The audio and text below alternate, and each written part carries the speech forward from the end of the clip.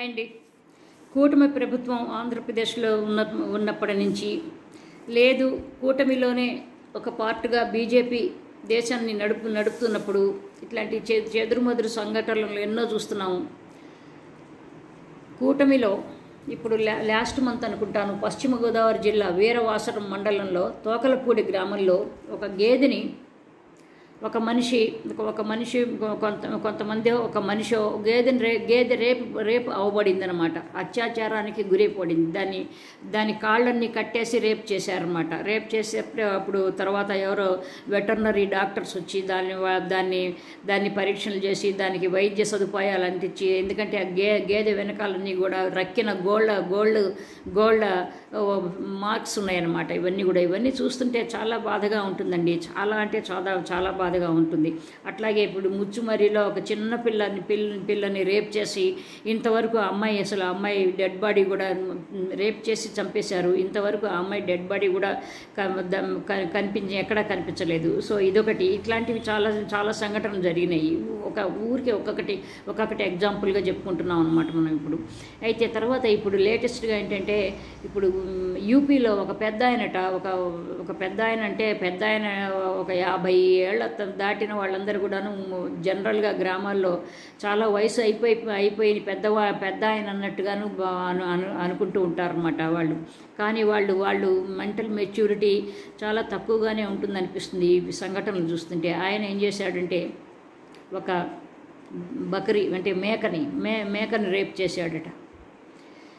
So ఇట్లాంటి సంఘటనలు జరుగుతుంటే ఇప్పుడు ఇది చదివి ఇవాళ నేను ఈరోజు ఈ విషయం తెలుసుకున్నప్పుడు నాకు ముందే, ఎందుకంటే ఇదిగో ఈ వెస్ట్ గోదావరి జిల్లాలో ఇక్కడ తోకలపూడి గ్రామంలో జరిగిన ఆ సంఘటన నాకెందుకో చాలా అసహ్యం పుట్టింది, జుగుప్స కలిగిందనమాట.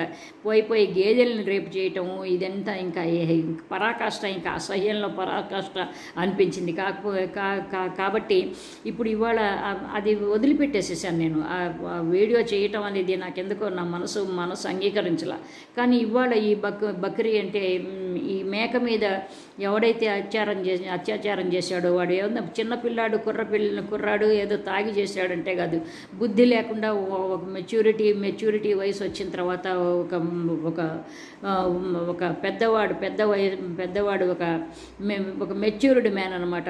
55-60 సంవత్సరాలు ఉంటాయన్నమాట. మరి వీళ్ళకి ఎందుకు ఎక్కడి నుంచి వస్తుందో ఈ కామాగ్ని జ్వాలలు ఎక్కడి నుంచి పుడతాయో, మరి ఎందుకో ఎట్లాగూ వీళ్ళకి ఇట్లాంటి ఒక వికృతమైన చేష్టల కోసం వికృతమైన ఆలోచనలు ఎలా కలుగుతాయో మరి మనకు తెలియదు కానివ్వండి. ఇట్లా జరుగుతున్నది. కానీ ఇట్లాంటి వాటి అన్నిటి కూడాను ఎప్పుడు కూడాను మీడియా స్పందించదు, లేకపోతే ఎవరు కూడాను ప్రతిఘటించరు. ఎందుకు ఇలా జరుగుతుందని. ఏదో ఎవరి ఇంట్లో అయితే జరుగుతుందో, ఎవరి గేదెకో ఎవరి పిల్లకో జరుగుతుందో వాళ్ళు గేదెకి జరగటం పిల్లలకి జరగటం వేరండి.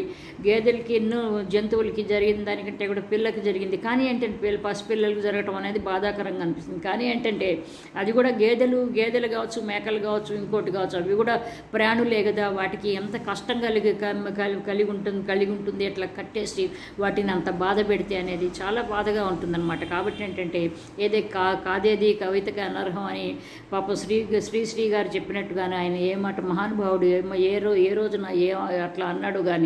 కానీ ఇవాళ మాత్రం కాదేది రేపుకి అనర్హం.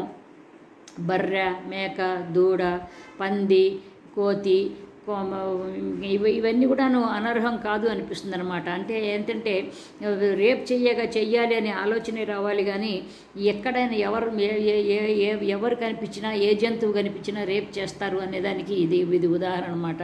కానీ గవర్నమెంట్ కూడా ఏది కూడాను ఏ చర్య తీసుకున్నట్టుగా నేనైతే ఎక్కడ చూడలేదు. మరి ఆ లోకల్గా అంతవరకు జరిగితే ఏదైనా చర్య జరిగితే దాని గురించి మరి మీడియా పట్టించుకోలేదా ఏంటో మరి మనకు తెలియదు. కానీ మీడియా మరి ఇట్లాగూ అత్యాచారం జరిగింది బర్రె మీద అని తెలుసుకున్నప్పుడు అని దీన్ని ఎక్స్పోజ్ చేసినప్పుడు అది కూడాను ఒకవేళ ఎక్స్పోజ్ చేస్తే బాగుండేదేమో. ఇట్లా గవర్నమెంట్ చర్య తీసుకుంది ఫలానా వ్యక్తుల మీద అంటే బాగుండేది. కాబట్టి అట్లాంటి వార్త మనకి ఎక్కడా కనిపించలేదు. కాబట్టి గవర్నమెంటు పెద్దగా పట్టించుకోలేదేమో, చాలా తలమునకలైపోతున్నది కదండి. గవర్నమెంట్ చాలా బిజీగా ఉన్నది కాబట్టి పాపం కొత్త గవర్నమెంటు ఏ ఏ పథకాలు తీయాలి, ఏ ఏ పథకాలలో ఏమి తీయాలి, లేకపోతే ఏ ఏ ఈ వ్యవస్థల్ని ఏ ఏ ప్రైవేటీకరణ చేయాలి, ఎవరెవరి ప్రైవేట్ వ్యక్తులకు ఇవ్వాలి అనేది వీటిల్లో చాలా తలమునకలైపోతున్నది. కాబట్టి ఏంటంటే పాపం అందులో ఇంకోటి మీడియాలో ఎవరెవరిని దుయ్యబట్టాలి, ఎవరెవరి మీద బురద చల్లాలి, ఎమ్మెల్సీ మీద, లేకపోతే వైసీపీ వాళ్ళ నాయకుల మీద, లేకపోతే ఆ విజయసాయిరెడ్డి మీద, వీళ్ళ మీద, లేకపోతే ఎవరిని అరెస్ట్ చేయాలి, లేకపోతే జోగి రమేష్ కొడుకునా, లేకపోతే పేర్ని నాని కొడుకునా, లేకపోతే ఇంకొకళ్ళనా, లేకపోతే ఆళ్ళ నానినా, లేకపోతే ఆయన ఇంకొక గుడివాడ నాని, ఇంకొక ఆయన నాని ఉంటాడు, ఆయన ఇట్లాంటి వాటిలో బిజీగా ఉన్నారు. కానీ కాబట్టి ఇట్లాంటి విషయాల్లో ఏమాత్రం కూడా వాళ్ళకేమీ గుర్తు రావటం లేదు, వాళ్ళకి టైం లేదనమాట ఇప్పుడు కూటమికి. కాబట్టి ఏంటంటే కాదేది అర్హం రేపుకి అన్నట్టుగాను పసిపిల్లలైనాను ఎక్కడైనా అది. కాబట్టి ఏంటంటే జాగ్రత్తగాను ఎవరికి వాళ్ళు జాగ్రత్తగా ఉండాల్సిన సందర్భం ఏర్పడుతున్నదేమో ఆంధ్రప్రదేశ్లో అని చెప్పాల్సి వస్తుంది. అది వయసుతో నిమిత్తం లేకుండా 6 సంవత్సరాల నుంచి 60 ఏళ్ళు కాదు 70 ఏళ్ళ ముసలి వృద్ధుల వరకు కూడాను, ఆడవాళ్ళ వరకు కూడా జాగ్రత్తగా ఉండాలేమో. అంటే తలుపులు వేసుకుని లోపలే ఉండాలేమో, బయటికి రాకూడదేమో చీకటి పడిన, ముఖ్యంగా గ్రామాల్లో అయితే అని అనిపిస్తున్నది. సో వాళ్ళ గేదెల్ని కూడాను వాళ్ళ షెడ్లలో కట్టేసుకుని గేదెల్ని, మేకల్ని వాటిని కూడా తాళాలు వేసుకోవాల్సిన పరిస్థితి ఏర్పడుతుందేమో అనిపిస్తుంది రాబోయే కాలంలో. సో ఇంకొక మంచి టాపిక్తో మళ్ళీ కలుద్దాం. బై అండి, లవ్ యూ ఆల్, బై.